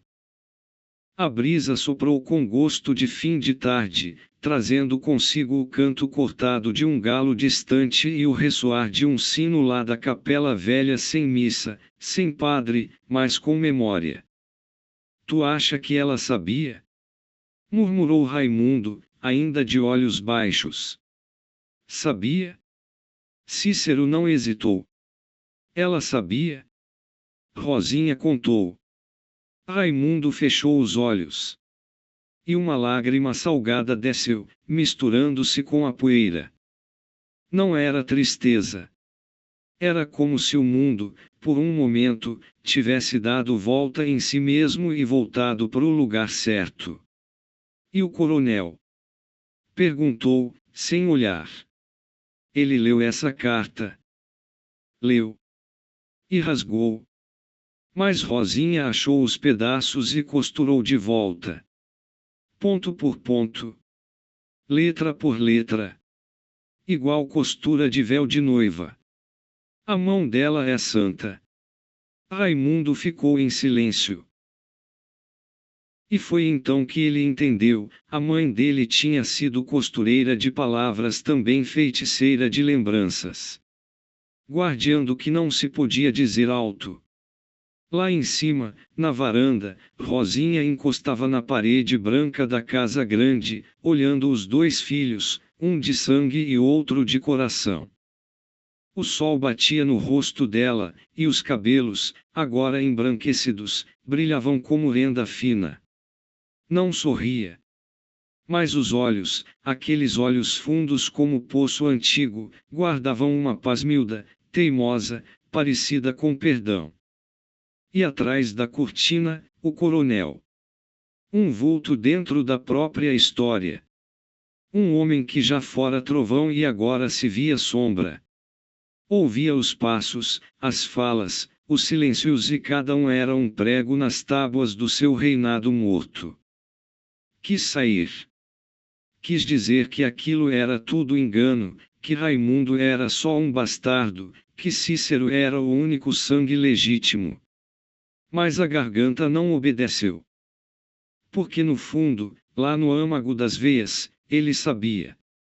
Sabia que aquela carne era dele. Que aquele olhar era da mãe. Que aquela raiva era herdada. E então baixou a cabeça. Como se pedisse desculpa sem dizer. Como quem entende que o tempo já não lhe serve de muleta. Lá fora, o céu começava a mudar de cor azul virando cobre. Uma cor que só o sertão entende, quando o dia não morre nem nasce, apenas muda de lado. Cícero pegou a carta de volta, dobrou com cuidado e disse: a gente ainda tem muito que desenterrar, irmão. Mas hoje, pelo menos hoje, Genoveva tá vendo. E os dois se levantaram. Caminharam lado a lado. Passaram pela varanda, cruzaram Rosinha com um aceno mudo, e sumiram pelos fundos da casa grande, onde o terreiro já cheirava a flor de cacto e promessa. O coronel ficou fincado no escuro. Sabia que não tinha mais poder sobre o que viria. Mas uma última dúvida lhe mordia o coração cansado. Se os filhos se fizeram irmãos, quem ele era, afinal, naquele mundo que renascia sem precisar dele? O coronel estava sentado na cadeira grande, aquela de madeira escura que fora de seu pai e do pai de seu pai. O couro estalava nas costas, e o braço de jacarandá era gasto onde os dedos dele, por décadas, se apoiaram em silêncio. O tempo não lhe dera mais voz, mas dera consciência e era ela que pesava agora. Cícero, murmurou, sem levantar os olhos: quero tu comigo na frente dessa terra. Quero que Raimundo fique também, mas ao teu lado. Tu à frente. Ele como braço forte. Como braço direito. Cícero calou. Sentiu o peito arfar, uma poeira quente subir-lhe da boca do estômago. Não respondeu logo. Olhou a sombra comprida que o pai fazia contra a parede branca. E então, sem que o coronel visse, o menino que existira dentro dele, menino de antes da cidade, voltou a se revolver no peito. Porque ele lembrava. Lembrava da última noite com a mãe. Da fala miúda, entrecortada de tosse e agonia. O lençol suado, os olhos dela pedindo perdão. Tu não é filho de sangue dele, Cícero. Ela dissera, como se lhe arrancasse um pedaço do nome. Mas ele te quis como se fosse. Criou, botou no lombo o peso do nome e da casa. Nunca disse, mas quis. E é por isso que eu digo agora, cuida dele, cuida de Raimundo. Cícero engoliu o passado seco. O velho falava de herança como quem distribui terra com a enxada torta. Mas ele sabia, o sangue não era tudo, nem o mais forte. O que doía era o lugar dado. E mais ainda o que era negado. Raimundo tem tanto direito quanto eu. Disse enfim, mas sem força na voz. Ele é teu sangue. Mais do que eu. O coronel levantou os olhos pela primeira vez depois do enfrentamento. Vermelhos, pequenos, como se cansados de olhar tanto para o próprio orgulho. Ele é do sangue. Mas tu é da casa. Foi tu que aprendeu a mandar, a entender os homens, a calar quando precisa. Ele é da terra. É raiz. Mas raiz não vê o céu, Cícero. Só sustenta o tronco. Cícero não respondeu. Porque ali, no fundo do peito, uma raiva fria se deitava junto da ternura. Queria gritar que Raimundo era mais homem, mais justo, mais leal do que qualquer filho legítimo. Mas ele sabia o que aquele velho entendia por herança, era obediência e força. Era estratégia e aparência. Era nome que ficava escrito no testamento. Enquanto isso, Raimundo vivia no casebre com Rosinha. Continuava ali, frente ao chão, comendo do mesmo prato de barro, dormindo em cama de esteira, e olhando todo dia para a casa grande como se fosse um espelho partido. Ele não queria mando, não queria título. Mas havia dentro dele um fogo que não se apagava. O sumiço de Genoveva ainda era nó em seu peito. Ela me esperava. Disse um dia a Rosinha, enquanto acendia o candeeiro. Eu sentia no corpo. Aquela noite, ela ia me dizer. Mas nunca mais voltou. Rosinha baixava os olhos. Sabia mais do que dizia. Mas o tempo tinha lhe ensinado que há coisas que só se contam quando a terra quer ouvir. Se precisa entender que o povo some, mas as lembranças não. Sussurrou ela. E às vezes é nas lembranças que a verdade volta. Raimundo fitava a luz tremeluzente da lamparina. Os olhos escuros, de silêncio fundo, carregavam mais do que saudade. Carregavam promessas. Enquanto isso, na casa grande, Cícero vestia o colete do pai. Assinava papéis. Ordenava gados. Falava com o feitor. O coronel olhava com o rabo do olho e via nele o que queria deixar. Mas não via o que já morria. Porque o poder da casa não estava mais no alpendre nem no cofre. Estava nos olhos de Raimundo. Estava no povo que descia a ladeira para ouvir Rosinha cantar toada antiga. Estava no menino que fora rejeitado mas nunca se curvou. E o coronel começava a entender: quem manda na terra não é quem planta. É quem escuta. A manhã vinha com a névoa miúda, costurando a luz do sol por entre os ramos da mangueira centenária. A terra ainda respirava o orvalho da noite, e as aves, meio sem força, ensaiavam seus cantos como quem reza antes do ofício. Raimundo já estava de pé, com as mãos cheias de terra, mexendo no batume da parede do casebre, quando viu Cícero descendo do alpendre com o chapéu na mão. Raimundo, disse, com a voz baixa, arrastada como se pedisse licença à brisa. O velho quer que tu trabalhe comigo, mas debaixo de mim. Quer que eu mande. Quer que tu obedeça. Raimundo apenas olhou. A mão suja de barro parou no ar. Os olhos dele, olhos que pareciam herdados de uma força mais funda do que a do coronel, não continham raiva, mas espanto calmo. E tu quer? Cícero demorou. Depois sentou no toco de pau ao lado do irmão e, com a cara virada para o chão, soltou. Não devia ser assim, tu é o filho dele. Eu sou o que ele criou. E criei gosto, confesso. Mas gosto não é sangue. Raimundo sentiu um peso aliviar-se dentro. Cícero não queria reinar em cima dele. Era verdade, como um gesto de braço estendido. Pois então veimo juntos. Sem cima nem embaixo.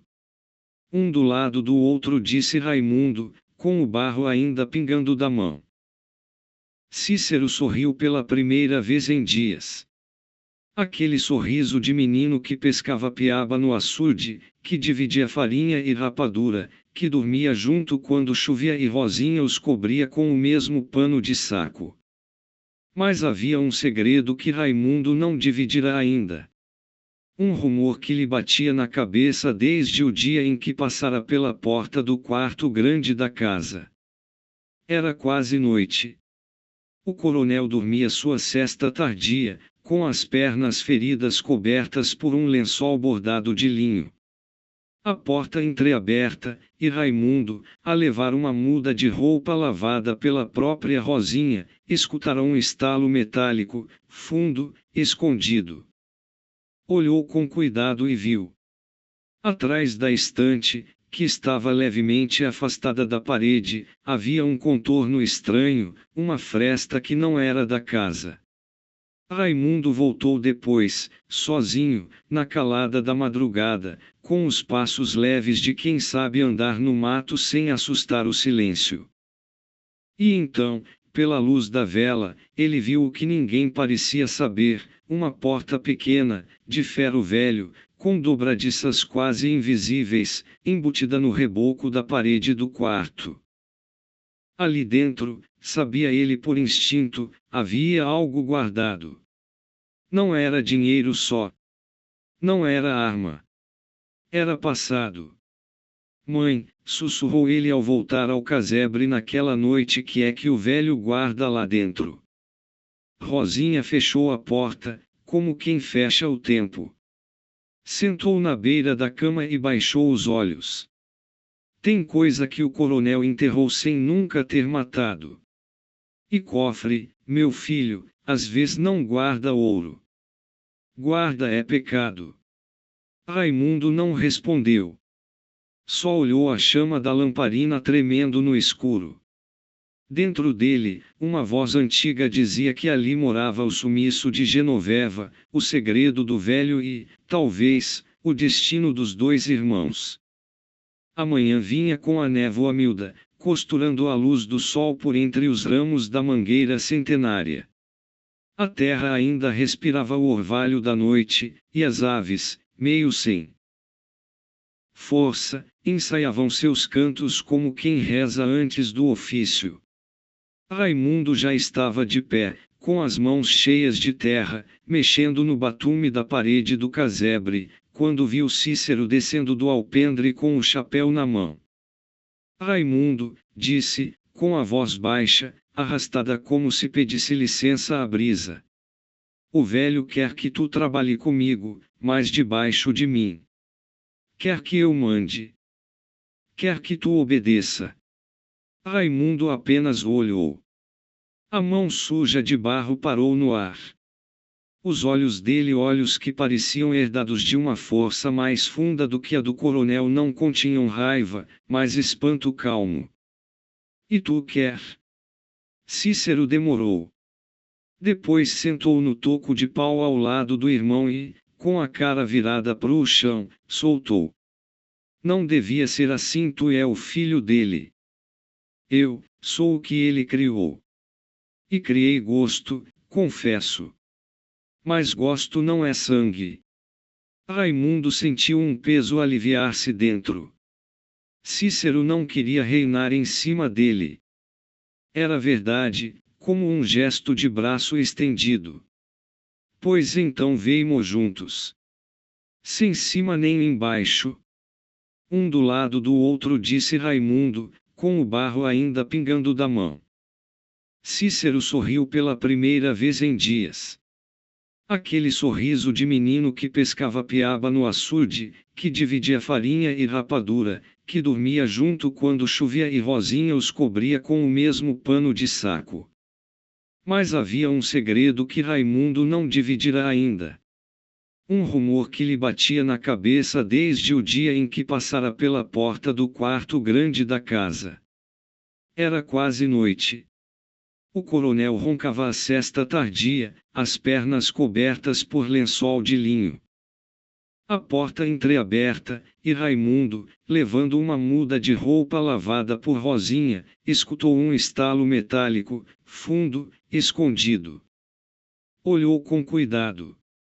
Atrás da estante, levemente afastada da parede, havia um contorno estranho, uma fresta que não pertencia à casa. Voltou depois, sozinho, na calada da madrugada, com os passos leves de quem sabe andar no mato sem assustar o silêncio. Pela luz da vela, viu o que ninguém parecia saber, uma porta pequena, de ferro velho, dobradiças quase invisíveis, embutida no reboco da parede. Ali dentro, seu instinto dizia, havia coisa guardada. Não era dinheiro. Nem arma. Era passado. A mão dele roçou o ferro frio, e um arrepio correu-lhe a espinha. As dobradiças gemeram como quem chora em segredo, mas a porta não cedeu. Havia tranca por dentro, guardando não só um espaço, mas uma história. Raimundo encostou o ouvido e pensou ouvir murmúrio abafado, como se vozes antigas respirassem atrás do ferro. Mãe, sussurrou ele ao voltar ao casebre naquela noite, que é que o velho guarda lá dentro? Rosinha fechou a porta, como quem fecha o tempo. Sentou na beira da cama e baixou os olhos. Tem coisa que o coronel enterrou sem nunca ter matado. E cofre, meu filho, às vezes não guarda ouro. Guarda é pecado.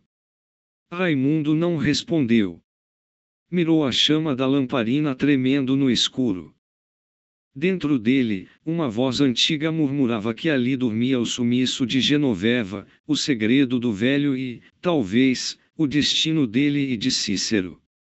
E uma certeza latejava: um dia, teria que forçar aquela porta, mesmo que o preço fosse maior do que podia pagar. Do lado de fora, Luzia andava lenta, as mãos sobre a barriga que já começava a se desenhar. A vida pulsava nela como anúncio e ameaça. Raimundo, ao ver, sentiu o coração apertar e alargar ao mesmo tempo. No ventre de Luzia, nascia o futuro, enquanto nas paredes da casa grande se escondia o passado que ainda os escravizava. O contraste era cruel e belo, a promessa de um novo tempo contra a ferrugem dos segredos velhos. E no silêncio da noite, parecia que até a terra prendia a respiração, aguardando a hora em que o ferro, enfim, revelaria o que guardava. Nos dias que se seguiram, Raimundo passou a caminhar diferente. Não era desconfiança, era peso. Um peso que se aninha nos ossos, feito raiz crescendo por dentro, quando a verdade começa a brotar sem licença no peito da gente. O olhar dele, antes limpo como a água da cacimba, agora vinha carregado de um pressentimento antigo. Sabia que algo havia despertado naquela noite em que encostara o ouvido na porta de ferro, e o que dorme em ferro velho, um dia desperta em fogo. Não contou a ninguém sobre o que vira atrás da estante do quarto grande. Nem a Cícero, que andava ocupado demais tentando equilibrar-se entre o mando do coronel e o afeto pelo irmão. Cícero se adaptava bem ao jogo do poder. Acordava cedo, montava cavalo, media terras com o olhar, conferia contas e dava ordens. Era o retrato vivo do herdeiro que o coronel sempre quis, homem de palavra seca, de gesto firme, de voz que não se perde no vento. Mas, quando o sol baixava e o terreiro se aquietava, Cícero vinha sentar-se na soleira do casebre. Lá, com Raimundo, falavam de tudo e de nada. Recordavam o tempo da mãe de Rosinha e suas rezas cantadas, as risadas na beira do rio, as palmadas escondidas e o cheiro do café com rapadura que embalava as manhãs da infância. Foi nesses silêncios partilhados, entre uma lembrança e outra, que Raimundo começou a farejar um furo no passado.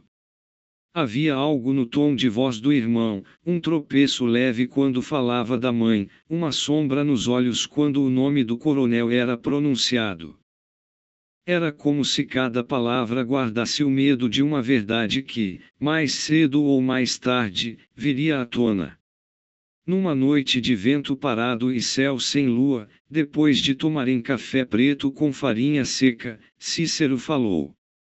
Antes de morrer, mãe me chamou no canto, disse Cícero, e a voz veio pesada, arrastando um tremor que era mais lembrança do que palavra.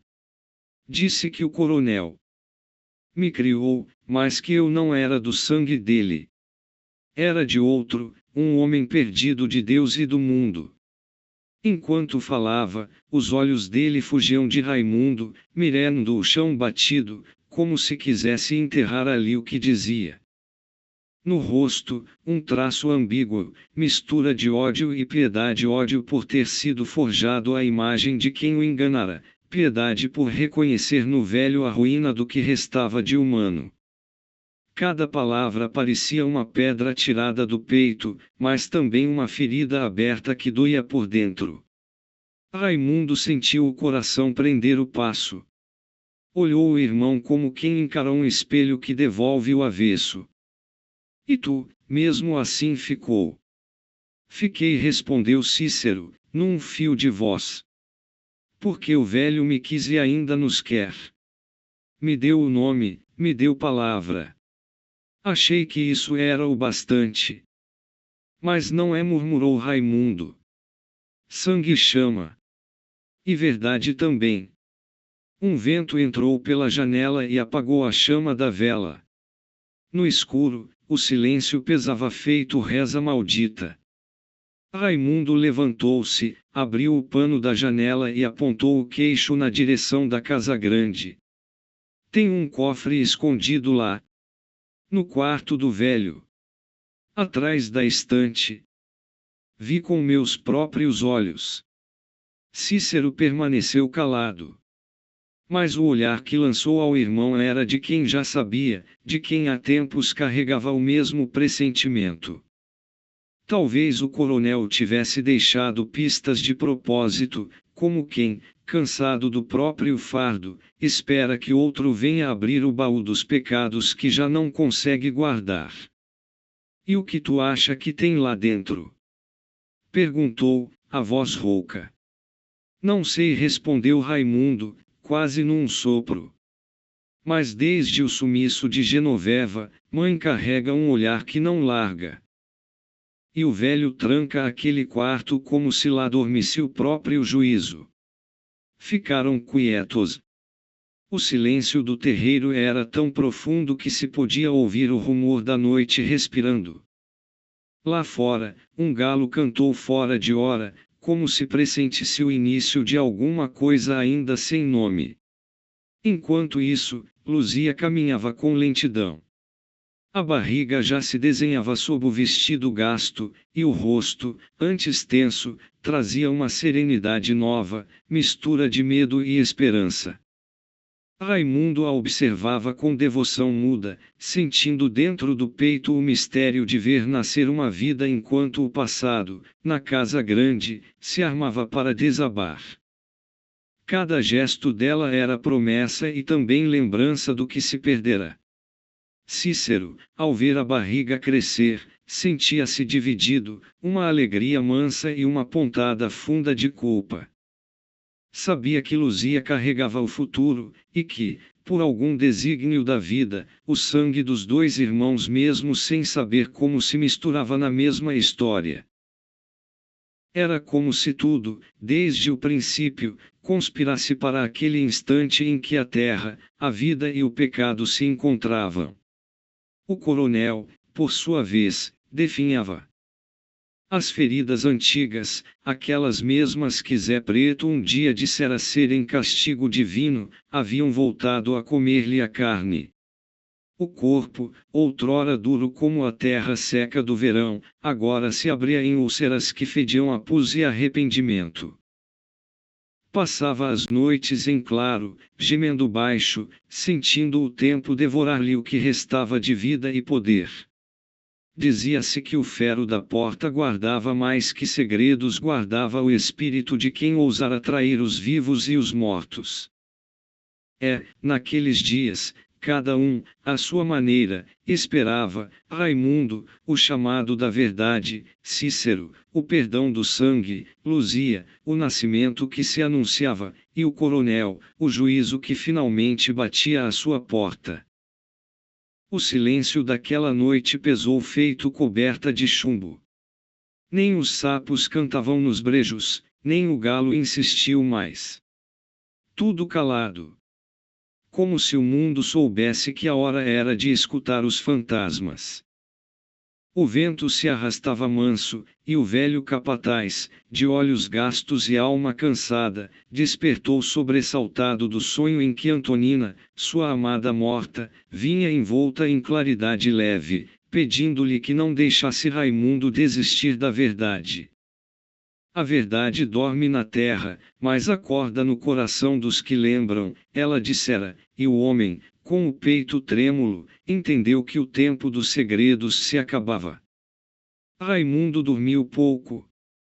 Ou fingiu dormir. Escutava os ruídos da casa grande como quem escuta o respirar de um bicho doente.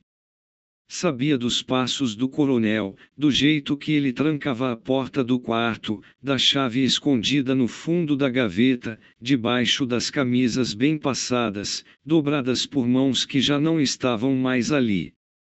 Cada som era um chamado, um eco do passado pedindo justiça. Cícero também não dormia. Mas o silêncio, nele, assentava-se como roupa velha dessas que o corpo veste sem pensar. Aprenderá a calar desde menino, e talvez fosse por isso que o coronel o quisesse como sucessor, porque falava pouco e fazia muito.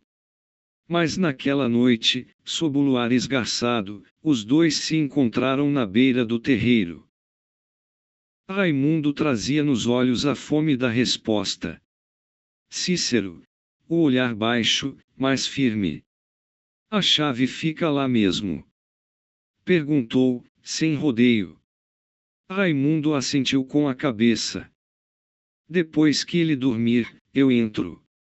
Cícero não respondeu. Nem precisava. Naqueles tempos, os irmãos já se entendiam no silêncio. Um ia. O outro vigiava. O coronel demorou, mas apagou a luz. O chiado da cadeira de balanço cessou. As paredes, antes vivas de sussurros, voltaram a ser pedra e cal. Raimundo entrou pela porta da cozinha, como quem volta para casa. Conhecia cada fresta, cada rangido de tábua. Subiu os degraus devagar. O coração batendo nos ouvidos. Achou a gaveta, a chave, e foi até o quarto. A estante era pesada, cheirava a madeira guardada e a traça antiga. Puxou com força, escorregando devagar, até revelar o contorno da porta de ferro embutida na parede de taipa. A chave entrou macia, como se o tempo esperasse por aquilo. E o cofre se abriu. Dentro, o inesperado, nada de ouro, nada de arma. Apenas uma caixa de madeira escura, um envelope amarelado pelo tempo e um xale vermelho, dobrado com delicadeza de reza. Raimundo pegou a caixa. Estava trancada também. Mas o envelope tinha um nome, Genoveva. Desceu com aquilo no peito, sentindo o peso de séculos. Cícero esperava encostado na sombra do cajueiro. Achou? Perguntou, a voz tensa. Raimundo mostrou o que trazia, o envelope nas mãos como se fosse um santo ou um pecado. Tá tudo aqui. Ou parte. Agora quero saber o que o velho fez com ela. Cícero assentiu. Os olhos marejados, não de medo, mas de vergonha e compaixão. Os dois ficaram ali, sob o manto da noite. O silêncio cobria o terreiro como mortalha antiga, e o vento, ao passar, parecia murmurar nomes esquecidos. Raimundo sabia que o tempo da obediência tinha acabado. No céu, uma estrela riscou feito faca, rasgando o escuro com clarão de presságio. Enquanto isso, Luzia andava devagar, a barriga já desenhada sob o vestido claro. O ventre crescia, redondo e sereno, e o rosto trazia um brilho de vida que contrastava com a sombra que cercava a casa grande. Raimundo a olhava com um misto de ternura e assombro. Nela havia o recomeço, mas também o risco. Cada suspiro de Luzia era uma promessa, e cada passo, um lembrete de que o amor, mesmo em meio ao medo, floresce. Cícero observava de longe, sentindo o coração se dividir em 1000 pedaços. O amor que o irmão tinha por Luzia era tão puro quanto a dor que ele mesmo carregava. Sentia ódio do coronel, mas também piedade. Piedade por aquele velho homem devorado por suas próprias feridas, que agora apodreciam como se o corpo pagasse o preço das culpas que a boca nunca confessou. As úlceras cresciam, e o cheiro delas já se misturava ao da terra úmida e ao fumo frio das noites. O coronel, outrora dono de tudo, agora se via cativo do próprio corpo, roído por um castigo que vinha de dentro. E enquanto a dor se espalhava por todos, Raimundo com sua sede de verdade, Cícero com sua pena e revolta, Luzia com o ventre e a esperança, a terra parecia guardar o fôlego.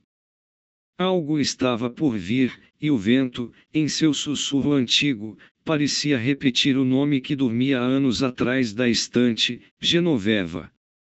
O dia amanheceu pesado, com o sol ferindo as folhas como faca quente. No terreiro, o capataz surgiu cambaleante, os olhos fundos de quem havia visto coisa demais no escuro da noite. Raimundo o encontrou sentado sob o pé de tamarindo, os dedos tremendo, a alma esfiapada. O velho falava sozinho, murmurando o nome de Antonina, a moça do convento, a flor que o tempo não apagara. Ela veio, disse, num fio de voz. Me apareceu no sonho. Antonina. Disse que não descansa, que a verdade tá sufocada debaixo das rezas e das paredes frias do convento. Raimundo sentiu o sangue correr frio. Que verdade é essa, seu Manuel? O capataz ergueu o rosto, e a dor dele era antiga. A morte dela, não foi de Deus, não? Fui até o coronel, pedir explicação, e ele mentiu com os dentes todos. Disse que Antonina se matou, a voz falhou, se matou depois de parir uma menina preta.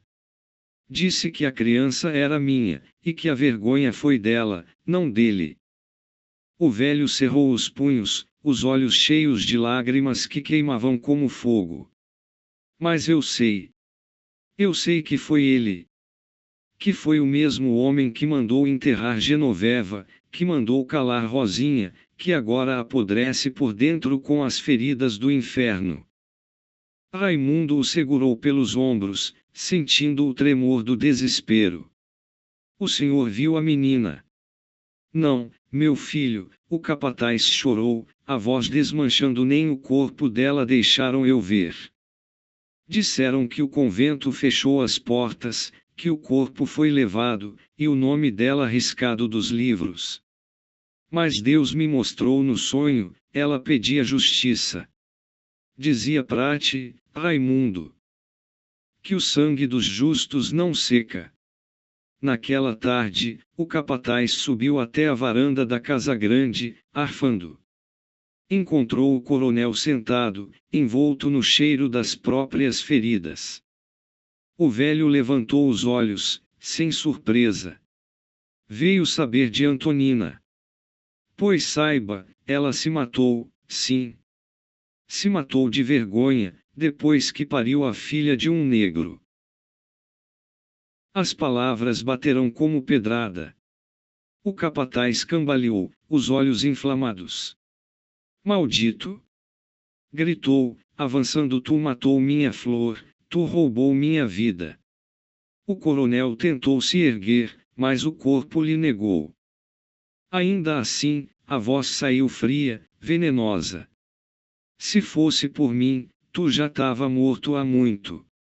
Só te deixei vivo porque é bom ter quem cave as covas. A tua e a dela. O capataz lançou-se sobre ele, as mãos firmes no pescoço do velho, os olhos cheios de séculos de dor e raiva. As cadeiras tombaram, o fumo voou no ar. Foi então que Cícero e Raimundo, alertados pelos gritos, entraram às pressas. Viram o velho quase sem ar, e o capataz em prantos, o corpo trêmulo sobre o do coronel.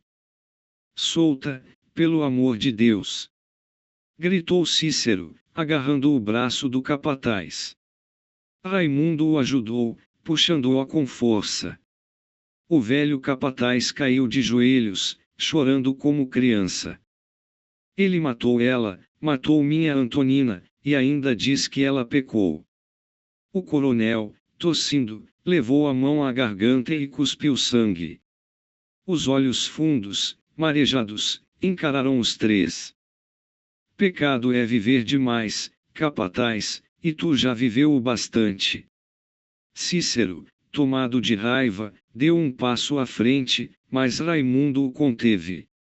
O coronel sorriu torto, o rosto gasto e cinzento. O que foi enterrado, ninguém desenterra, meninos.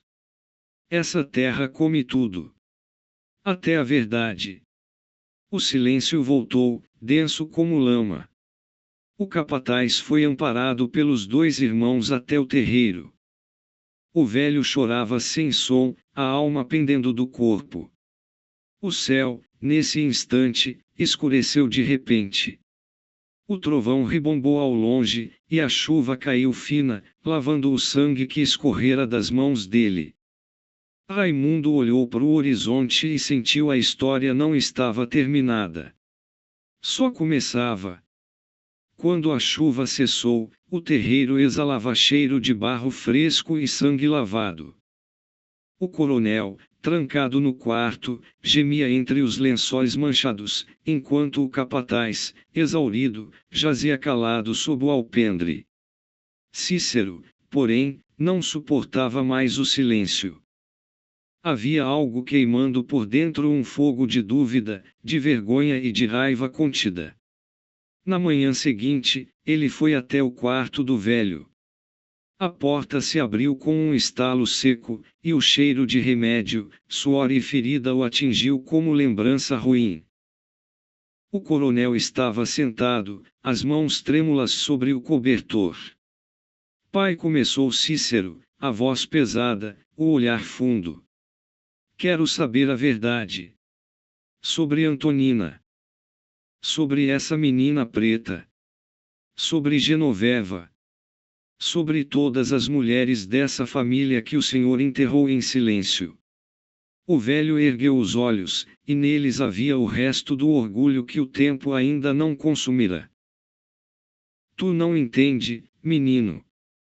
Mulher aqui nasceu para sofrer. Foi sempre assim. Genoveva era rebelde, Antonina era fraca. Cada uma teve o destino que mereceu. Cícero estremeceu. Mereceu. Repetiu, quase num sussurro. Mereceu morrer enclausurada, dar à luz escondida, ser apagada dos livros. E essa menina, essa criança, o que o senhor fez com ela? O coronel virou o rosto, o olhar perdido na parede. Sumiu, como todas. O que nasce do pecado não merece nome. Foi aí que Cícero sentiu o ódio se misturar à piedade. O velho estava ali, apodrecendo vivo, mas ainda capaz de ferir com as palavras. As feridas em seu corpo pareciam brotar de dentro, do mesmo veneno que alimentava sua alma. Cícero se aproximou e, por um instante, quis esmagar aquele homem, acabar com o mal pela raiz. Mas algo o deteve, talvez a lembrança de Zefinha, sua amada do passado que também sumira, talvez a fé que ainda restava. O senhor tá pagando, disse, por fim, com voz embargada. O corpo tá só respondendo pelo que o coração fez. E nem toda a terra dessas bandas vai ser bastante para cobrir o que o senhor deve. O coronel tentou sorrir, mas só conseguiu tossir. Eu sou o dono da terra. E da história. Quem escreve é quem manda. Pois então escute, respondeu Cícero, recuando. A história vai ser recontada. Por mim, por Raimundo, por Zefinha e Luzia, por quem ainda respira. E dessa vez, o senhor não vai calar ninguém. Saiu do quarto sentindo o peso do mundo nas costas, mas o coração firme. No terreiro, Raimundo o esperava, o olhar aceso, o envelope de Genoveva nas mãos. Ao fundo, o capataz rezava baixo, pedindo perdão. A madrugada caiu sobre a fazenda como um manto de veludo grosso, abafando sons e pensamentos. Do lado de fora, o vento andava leve, mas dentro do casebre o ar pesava, cheio de rezas, dor e esperança. Luzia gemia baixo, o corpo arqueado pela força antiga que só as mulheres conhecem, a de parir entre o medo e o milagre. Rosinha, com os cabelos presos e o suor escorrendo, guiava as mãos com fé, aquecendo panos e benzendo a água. No terreiro, Raimundo caminhava de um lado a outro, a cada passo sentindo o coração bater como tambor de guerra. O primeiro choro veio como um trovão de dentro da carne puro, rasgado, e ao mesmo tempo manso, como quem anuncia um tempo novo. Raimundo entrou, os olhos marejados. Viu Luzia sorrindo, pálida, mas viva, e entre os braços dela a menina morena, os olhos grandes e negros, de brilho antigo. Trazia o mesmo traço de Genoveva, a doçura de Antonina e a força serena de Rosinha. Era um renascer de todas. Cícero chegou devagar, o chapéu nas mãos, o rosto marejado de espanto. É uma menina, disse, quase num sussurro. E naquele instante, o silêncio se encheu de sentido. Raimundo segurou a menina com as mãos trêmulas. Vai ser livre, Cícero. Nem padre, nem promessa, nem coronel vão amarrar o destino dela.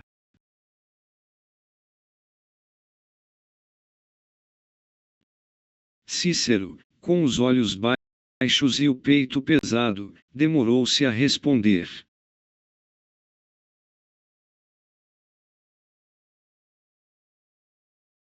Sentou-se ao lado do irmão, o olhar perdido no chão de barro. Raimundo, tem coisa que eu não devia calar mais. A voz saiu rouca, amarga. Naquela noite em que o velho te botou no tronco, quando tu gritava de dor, foi eu quem te tirei de lá. Mas não te levei